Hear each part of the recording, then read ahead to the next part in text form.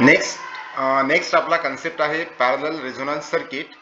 आणि या parallel resonance सर्किटमध्ये पॅरलल रेझोनन्स काय असते, तर आपण ऍक्च्युली काय करतो, या ठिकाणी इंडक्टर जो आहे तो L आणि कॅपॅसिटर C, तर या दोघांना पॅरलल मध्ये लावतात.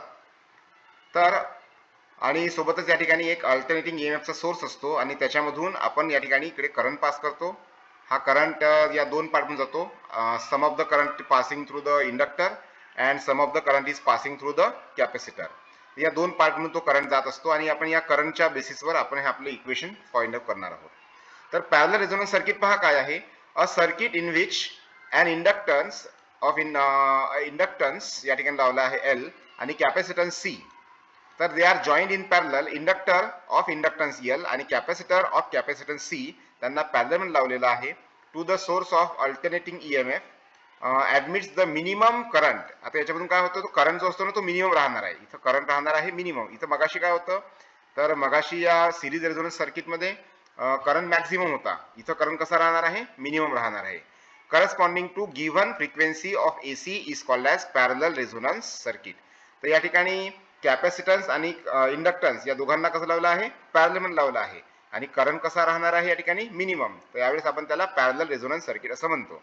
मग तुम्ही डायरेक्टली पण लिहू शकता की अन inductance and then an inductor of inductance L, a capacitor of capacitance C, they are connected in parallel and whatever the current is flowing through them, त्याच्यामधून जो काही करंट फ्लो होणार आहे तर तो करंट कसा राहणार आहे, मिनिमम राहणार आहे.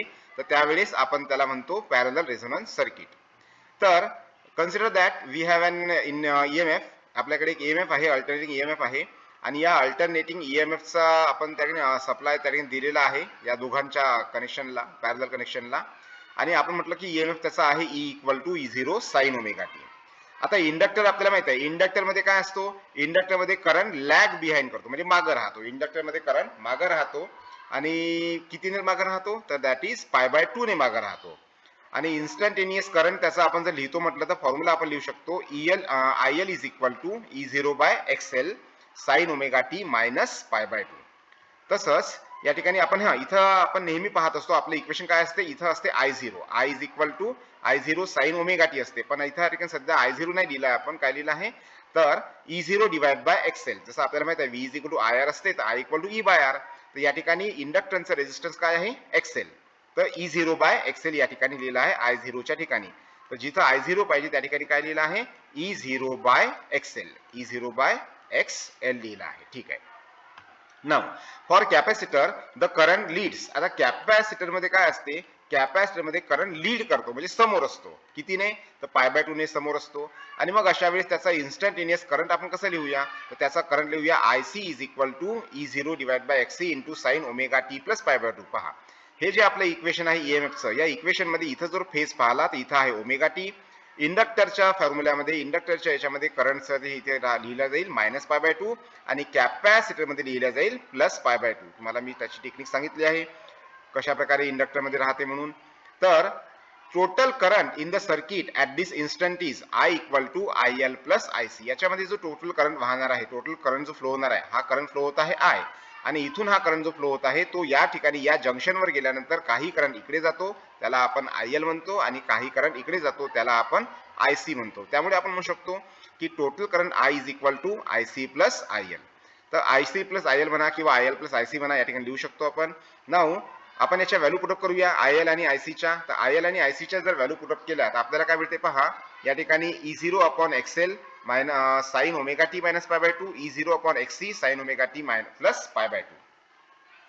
त्याच्यानंतर आपल्याला एक फॉर्म्युला माहित आहे, तो म्हणजे कोणता, ट्रिग्नोमेट्रिक फॉर्म्युला माहित आहे की साइन ओमेगा टी म्हणजे साइन थिटा मायनस π/2, तर तो होतो मायनस कॉस थिटा. आणि साइन थिटा प्लस π/2 होतो फक्त कॉस थिटा. पहा इथं मायनस आलं तर या ठिकाणी मायनस साइन बाहेर निघतो आणि त्याचा कॉस बनतो, आणि इथं प्लस आला तर या ठिकाणी प्लस बनतो आणि इथं कॉस बनतो. तर sine theta plus minus π/2 minus cos theta होतो. त्यामुळे साइन ओमेगा टी मायनस π/2 आपल्याला मिळेल मायनस कॉस ओमेगा टी, आणि साइन ओमेगा टी प्लस π/2 आपल्याला मिळेल कॉस ओमेगा टी. आता या ठिकाणी पहा ज्या ज्या कॉमन टर्म्स आहेत त्यांना घेऊन घ्या आपण बाहेर. तर E0 आणि कॉस ओमेगा टी ह्या कॉमन आहेत. E0 आणि कॉस ओमेगा टी हे कॉमन आहे या ठिकाणी, तर आपण त्यांना बाहेर घेऊन घेऊ. मग राहील काय, तर राहील या ठिकाणी 1/XL. या ठिकाणी 1/XL आहे, पण इथं मायनस साइन असल्यामुळे या ठिकाणी इथं साईन जे आहे ते मायनस असल्यामुळे आपण असं म्हणू शकतो की हा मायनस या ठिकाणी मागं घेऊ आणि हा प्लस वाला जो आहे हा XC वाला हा प्लस वाला आपण त्याला समोर लिहू. सो 1/XC मायनस 1/XL असं आपल्याला मिळेल. So we are getting here या ठिकाणी आपल्याला असं मिळेल की E0 cos ओमेगा टी आणि ओमेगा सी XC म्हणजे काय तर 1/ओमेगा सी होते. XC म्हणजे 1/ओमेगा सी होते आणि हा इथं 1/ओमेगा सी लिहिलं तर हा ओमेगा सी जो आहे ओमेगा सी हा जाईल वर, हा इथं जाईल, त्यामुळे आपल्याला इथे मिळते ओमेगा सी आणि 1/XL म्हणजे होते ओमेगा एल, तो राहील ॲज इट इज. त्याच्यानंतर आपल्याला असं लक्षात येते की या ठिकाणी करंट कसा राहायला पाहिजे, मिनिमम पाहिजे. आपल्याला करंट काय पाहिजे या ठिकाणी, मिनिमम. आणि मिनिमम केव्हा होईल, जेव्हा आपल्याकडे या ठिकाणी या दोघांच्या व्हॅल्यूज ज्या आहेत त्या इक्वल होईल. या दोघांच्या व्हॅल्यूज कशा होईल, इक्वल. कारण आपण करंटला मिनिमम पाहिजे असेल, करंट जर मिनिमम पाहिजे असेल तर आपल्याला रेझिस्टन्स त्या ठिकाणी त्याचं मॅक्झिमम मिळालं पाहिजे.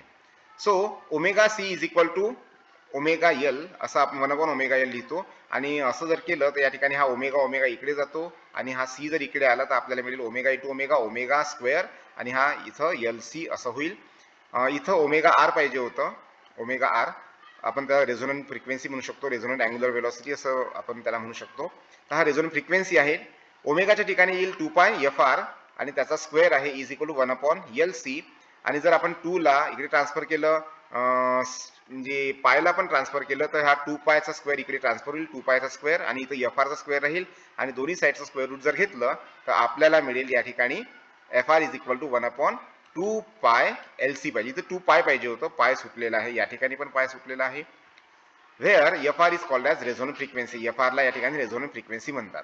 आता रेझोनंट फ्रिक्वेन्सी तुम्हाला जर पॅरलल रेझोनंट फ्रिक्वेन्सी विचारलं तर काय आहे, तर in case of parallel resonant frequency the current is minimum. आपण जेव्हा सिरीज रेझोनंट फ्रिक्वेन्सी पाहिलं होतं त्यावेळेस करंट कसा होता, the current was maximum.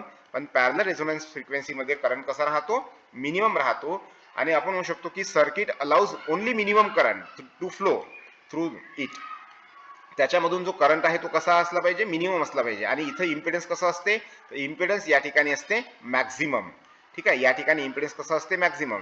Series resonance मध्ये जर तुम्ही पाहिलं तर in case of series resonance जो इम्पिडन्स असतो, impedance that impedance is minimum. Parallel resonance मध्ये इम्पिडन्स कसा असतो, मॅक्झिमम. आता तुम्हाला याचे कॅरेक्टरिस्टिक विचारू शकतात. तर कॅरेक्टरिस्टिक्स काय आहे, तर रेझोनन्स केव्हा होतो, जेव्हा XL is equal to XC, ह्या दोन्हीच्या व्हॅल्यू जेव्हा सेम असतात तेव्हा त्या ठिकाणी रेझोनन्स होतो. सिरीज मध्ये पण तीच कंडिशन होती. सिरीज मध्ये पण XL equal to XC resonance आणि पॅरलल मध्ये पण XL equal to XC resonance होतो.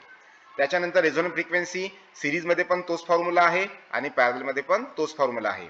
सिरीज मध्ये इम्पिडन्स कसं होतं, तर सिरीज मध्ये इम्पिडन्स मिनिमम आहे आणि पॅरलल मध्ये इम्पिडन्स मॅक्झिमम आहे. सिरीज मध्ये करंट मॅक्झिमम आहे, पॅरलल मध्ये करंट मिनिमम आहे. त्याच्यानंतर या सर्किटला काय म्हणतात, तर जेव्हा या ठिकाणी आपण वेगवेगळे म्हणजे फ्रिक्वेन्सी त्या ठिकाणी EMF पाठवतो, आपण वेगवेगळे करंटचा EMF त्या ठिकाणी पाठवत असतो, करंट पाठवत असतो, तर त्यावेळेस असं लक्षात येते की हाय इम्पिडन्स त्या ठिकाणी तयार होतो आणि हाय इम्पिडन्समुळे करंट जो आहे तो कसा राहतो, करंट मिनिमम राहतो, करंट त्या ठिकाणी मिनिमम राहतो. अँड सगळ्या करंटला तो रिजेक्ट करतो, फक्त एकाच करंटला तो म्हणजे सगळ्या करंटला त्या ठिकाणी तो रिजेक्ट करतो, फक्त एकच त्याला काय म्हणू शकतो आपण की allows the current of all the other frequency. जे बाकीचे फ्रिक्वेन्सी आहे त्यांच्या त्या करंटला तो जाऊ देतो आणि फक्त एकाच करंटला तो रिजेक्ट करतो, जे मिनिमम असते ना त्याला तो रिजेक्ट करतो, बाकीच्याला जाऊ देतो.